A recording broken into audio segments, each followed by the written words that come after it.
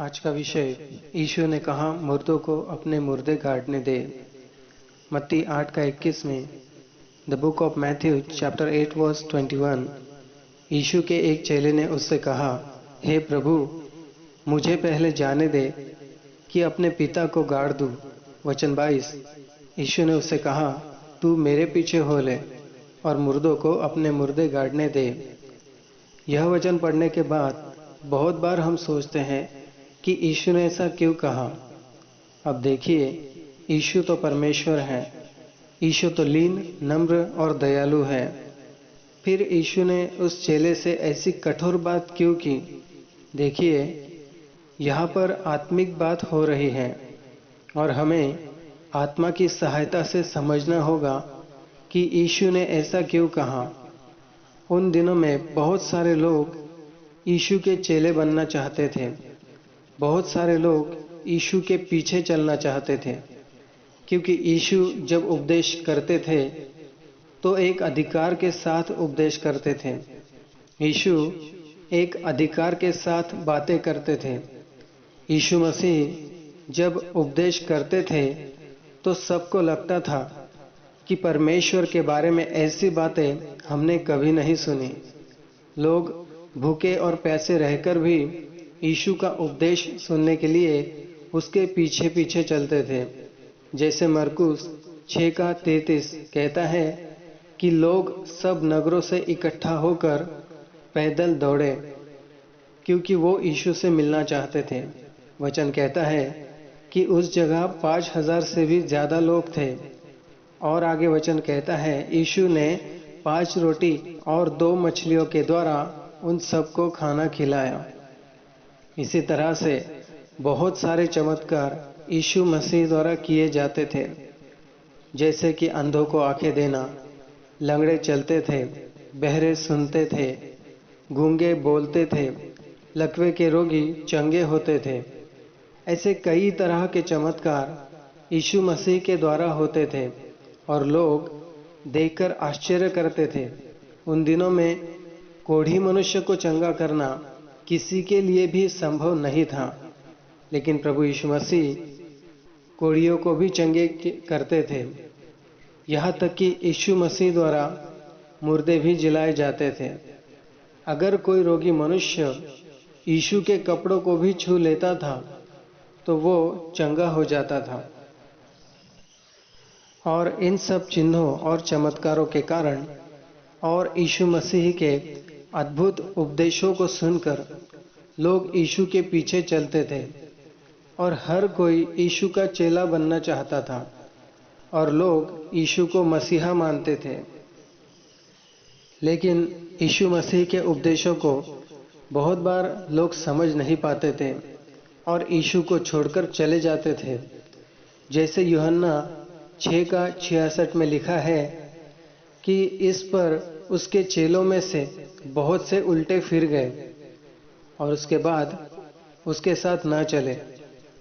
अब जैसे हमने पढ़ा, यीशु का एक चेला यीशु से कहता है कि पहले मुझे जाने दे कि अपने पिता को गाड़ दूं। अब क्या सचमुच उसका पिता मर गया था? देखिए, यीशु इन वचनों के द्वारा हमें कुछ समझाना चाहते हैं। और क्या मतलब है इन वचनों का? आइए हम सीखने की कोशिश करते हैं कि वचन क्या कहता है।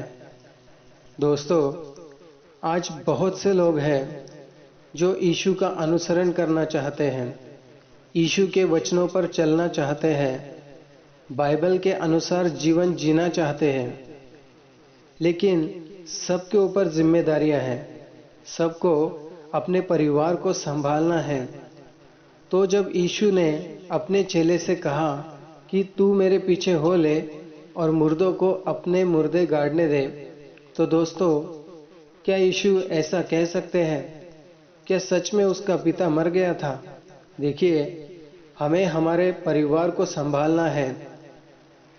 आप अपनी जिम्मेदारियों से हट नहीं सकते, क्योंकि वचन कहता है, तीमुथियुस 5 का 8 में लिखा है, पर यदि कोई अपनों की और निज करके अपने घराने की चिंता न करे तो वह विश्वास से मुकर गया है और अविश्वासी से भी बुरा बन गया है।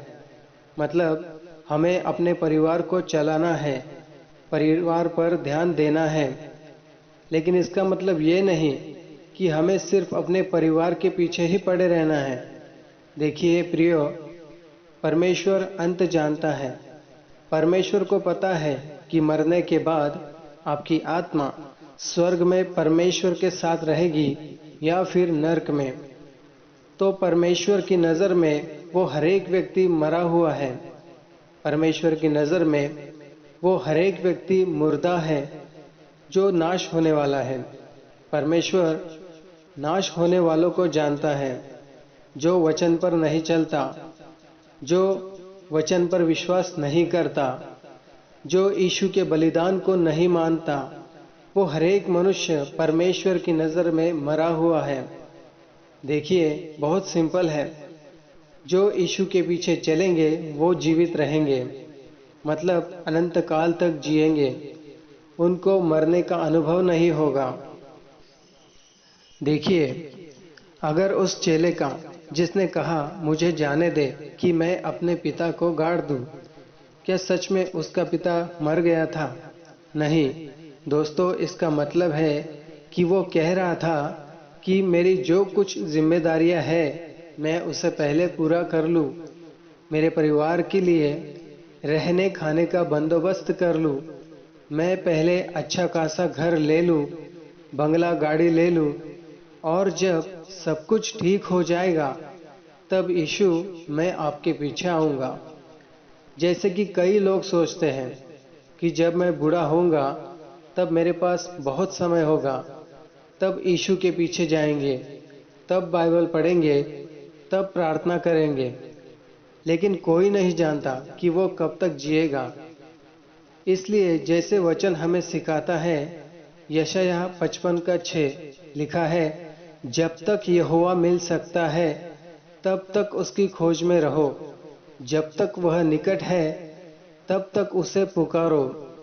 तो दोस्तों, जब तक आप में सामर्थ है, जब तक आप अच्छे से चल फिर रहे हो, तब तक परमेश्वर का कार्य कर सकते हो, यीशु के पीछे चल सकते हो।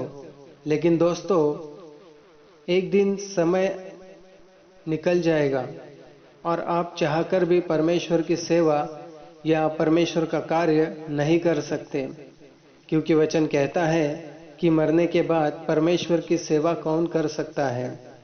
देखिए, जब आप परमेश्वर का काम करते हो, जब आप वचन के अनुसार चलते हो, जब आप यीशु के पीछे चलते हो, तो वचन कहता है मत्ती 6:33 में लिखा है, इसलिए पहले तुम परमेश्वर के राज्य और उसके धर्म की खोज करो तो ये वस्तुएं भी तुम्हें मिल जाएंगी।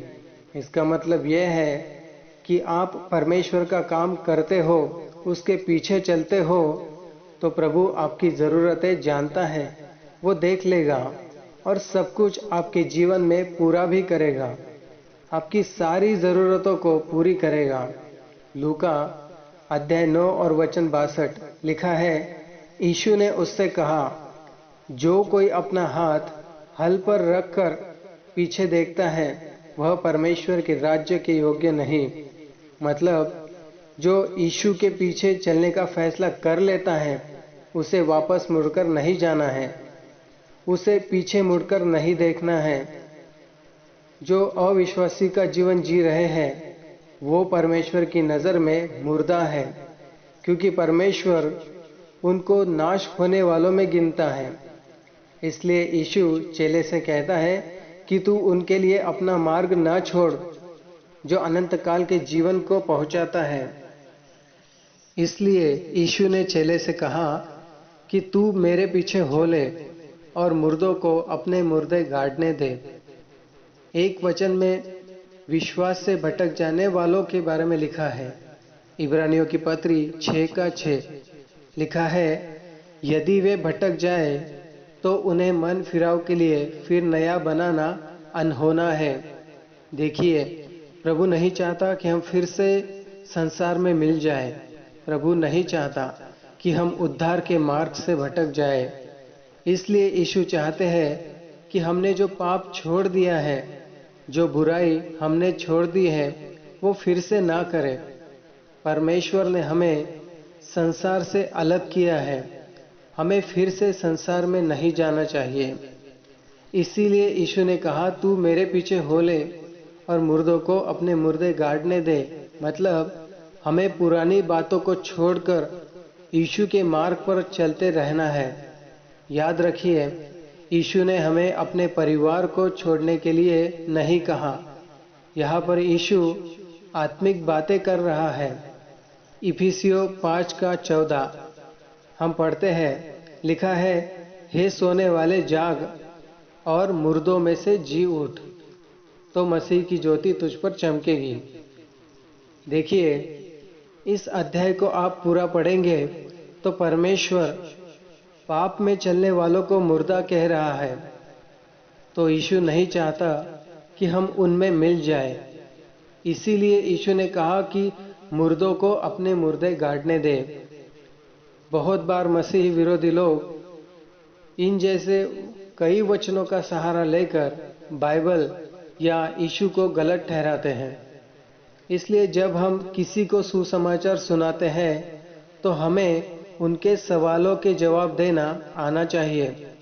इसलिए आपको जितना हो सके वचन का अध्ययन करना चाहिए और जितना हो सके सांसारिक लोगों से दूर रहकर आत्मिक जीवन जीना चाहिए। आमीन।